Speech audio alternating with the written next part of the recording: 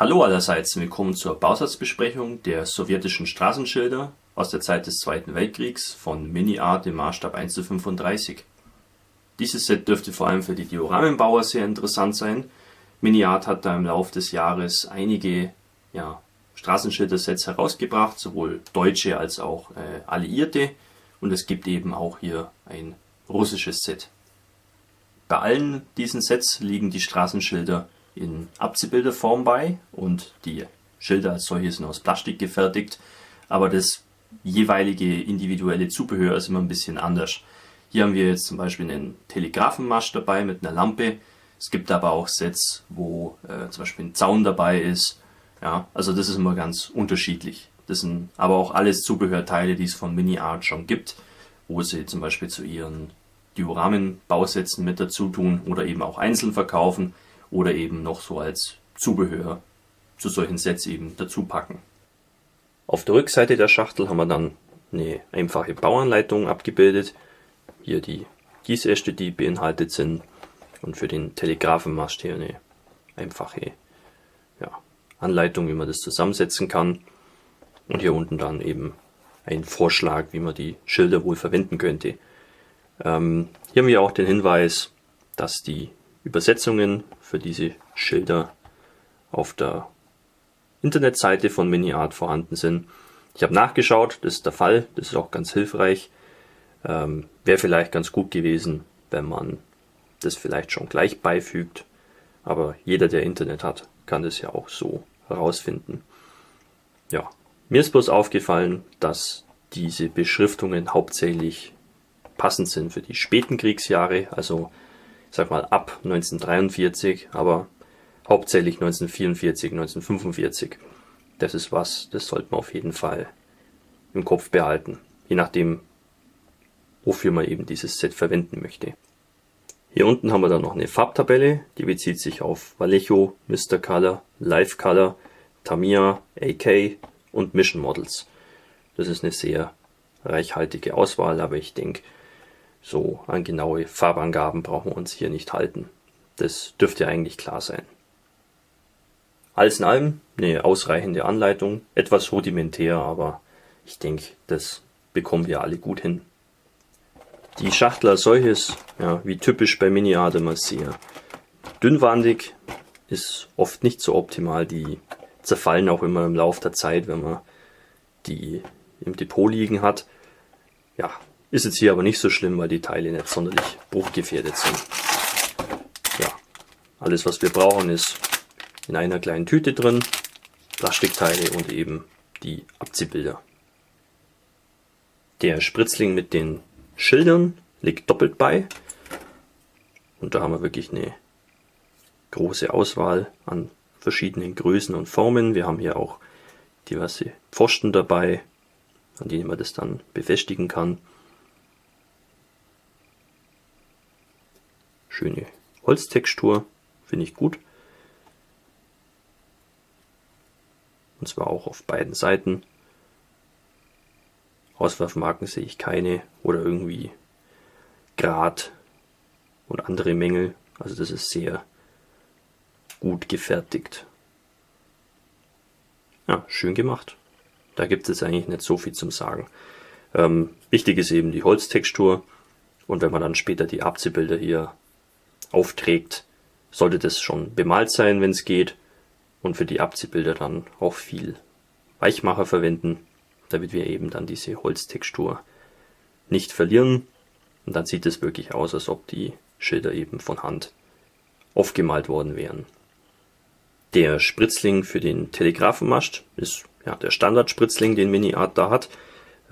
Gibt es in verschiedene Kombinationen mit anderen Zubehörteilen oder bei Dioramen von Mini-Art. Also das ist ein alter Bekannter. Man kann gleich sehen, hier ist relativ viel Flash dran und Grat und so weiter. Also das ist jetzt nicht ganz so schön. Jetzt bei diesen Holzbalken ist es mit dem Grat nicht so das Thema. Aber hier diese Isolatoren versäubern ist jetzt nicht so spaßig, wenn das alles so gratig ist. Na gut, da muss man eben mitleben. Ist halt so. Interessant ist hier noch zu erwähnen, man kann da nicht nur einen Telegrafenmast bauen, man kann auch da mehrere draus basteln, beziehungsweise welche mit 2 Trägern. Also da gibt es auch Formvarianten. Der Bausatz schlägt jetzt nur hier so einen einzelnen vor, aber man kann eben auch andere Formen draus bauen. Das finde ich eigentlich ganz interessant. Ja, auffällig ist eben nur die Qualitätsschwankung. Wenn ich das jetzt vergleiche, Perfektion gegen weniger Perfektion. Das ist mir schon öfter aufgefallen bei Mini-Art.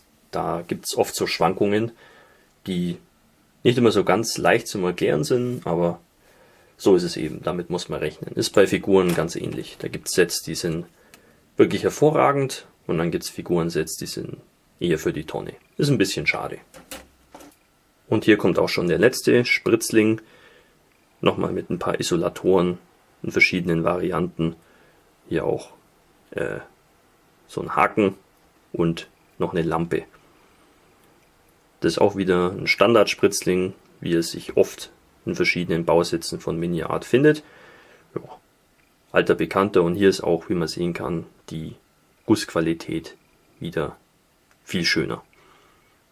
Also anscheinend ist die Form für die Telegrafenmasten doch schon etwas ausgelutscht und diese Spritzform ist noch gut. Und zu guter Letzt das Wichtigste, würde ich meinen, und zwar der Abziehbilderbogen mit den eigentlichen Schildern. Schön gedruckt, auch schon ein bisschen so eine Alterung auch angedeutet. Ist wirklich sehr schön gemacht. Man kann sehen, dass der Trägerfilm relativ groß ist. Den sollte man auf jeden Fall komplett abtrimmen. Das ist ja hier kein Problem, das sind alles gerade Linien. Also hier am besten mit einem Skalpell die Abziehbilder ganz genau ausschneiden und dann passen die auch auf die Straßenschilder drauf. Wie gesagt, die Orte beziehen sich hauptsächlich auf die späten Kriegsjahre. Ich habe mal nachgeschaut, was das so übersetzt heißt. Das ist Budapest, das ist Berlin. Ja, dann haben wir hier noch eine Verwundetensammelstelle. Ja, hier geht es zur Feldküche und so Sachen. Also das ist hauptsächlich für die Jahre 1944, 1945 gedacht. An dieser Stelle bietet sich auch noch ein kleiner Vergleich an mit dem Gegenstück von Verlinden. Das ist hier jetzt, glaube ich, sogar bloß auf Karton gedruckt. Manchmal gibt es sie auch auf Plastikkarte gedruckt, das ist ganz unterschiedlich. Auf jeden Fall kein Abziehbild. Da ist die Druckqualität auch ganz schön. Ja, aber im Endeffekt, man hat halt nicht diese Holzstruktur, die man vielleicht hätte, wenn man dann die Abziehbilder hier auf diese strukturierten Schilder klebt. Also, naja. Es gibt ja eben verschiedene Produkte, aber ich finde jetzt hier die Lösung mit den Abziehbildern eigentlich ganz gut. Ist auch vielseitig und am Ende wahrscheinlich nochmal etwas realistischer wie Karton oder Plastikkarte, die eben bedruckt wurde. Alles in allem eigentlich ein recht schönes Set. Die Hauptsache ist zufriedenstellend, nämlich die Straßenschilder und eben auch die Befestigungen dafür. Der Telegrafenmast, ist von der Qualität nicht ganz auf der gleichen Höhe, aber ist jetzt auch nicht so ein Eck, den entsprechend aufzuarbeiten, dass man eben hernehmen kann. Da sehe ich jetzt kein Problem. Vor allem bei einem, wie ich finde, recht attraktiven Preis von ungefähr 10 Euro. Ähnliches hat man früher zum Beispiel auch hier für diese Verlindenschilder bezahlt. Allerdings hat man da eben nicht das Zubehör dabei und das muss man irgendwo auch sehen und gegenrechnen. Jedenfalls ist das in meinen Augen ein sehr sinnvolles und gelungenes Zubehörset und ich denke, ich werde mir die anderen Sets auch noch holen.